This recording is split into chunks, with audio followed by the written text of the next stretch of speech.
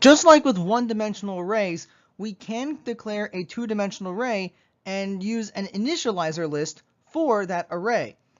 It's a little different on how we do it, but it's not too complicated.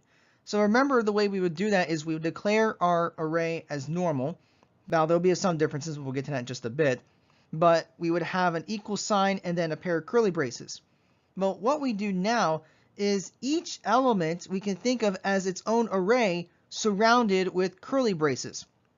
So you can think of it as we take each row of our two-dimensional array, put that in curly braces, and then put in all of the elements in that row, and then we would have a comma, and then another pair of curly braces for the next row, and then we would put in elements in there, and so forth. Now, when we do declare, we still would not include any numbers in the parentheses, but we still need the comma to let Visual Basic know that we're dealing with a two-dimensional array. Let's go through an example just to help show you how we would do this.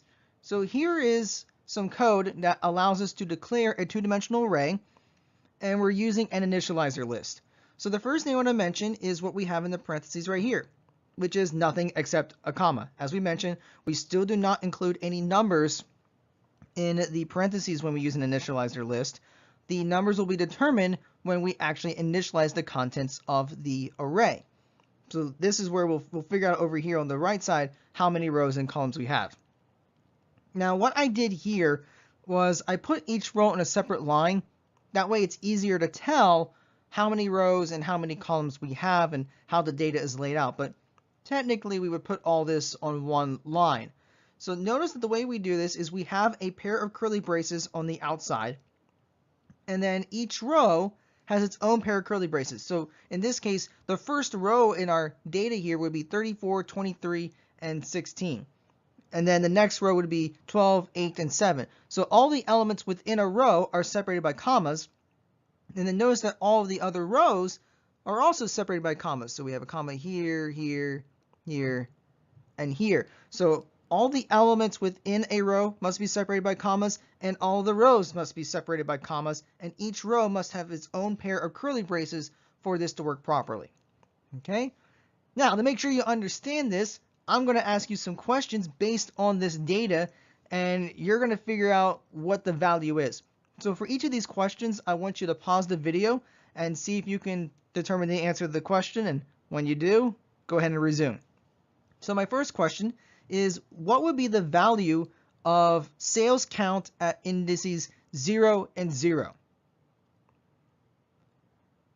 In this case, you have to think about what's going on here. We need the row 0, so we need the first row, and then column 0. So we need the first item in row 0. Well, in this case, that's going to be 34, and we're going to see that is right here, the first row in the first column. So 34 would be that first element. All right, let's do another one. So what would be the value of sale counts to 0? So in this case, what we need to do is we need to pick the row that corresponds to index 2. So that's going to be the third row. And then the 0 index means we want the first column. So if we go through here, so 1, 2, so we have the third row right here. The first element would be right here. So that means that our value in this case would be 39. All right, let's do one more. What would be the value of sale counts at 4, 2? Well, in this case, let's start by figuring out the rows. So since our row index is 4, we need to look at row 5. So that's going to be the last row right here.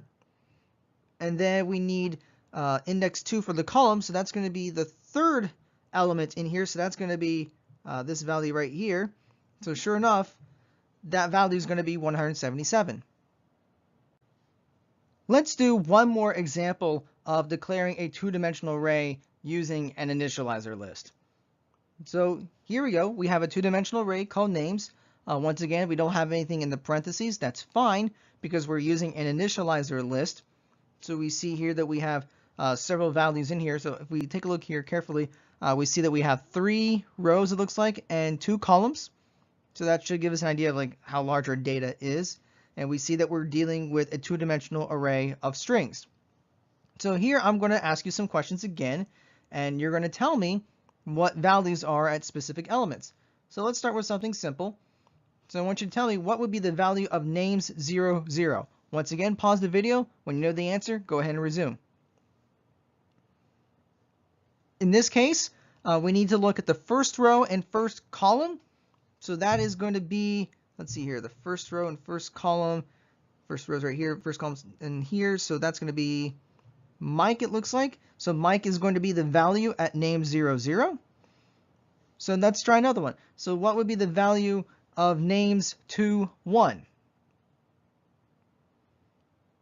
Well, to get this, we need to recognize that row index 2 corresponds to the third row here. So we're going to go down to here, to this row. If I can draw the arrow, close enough.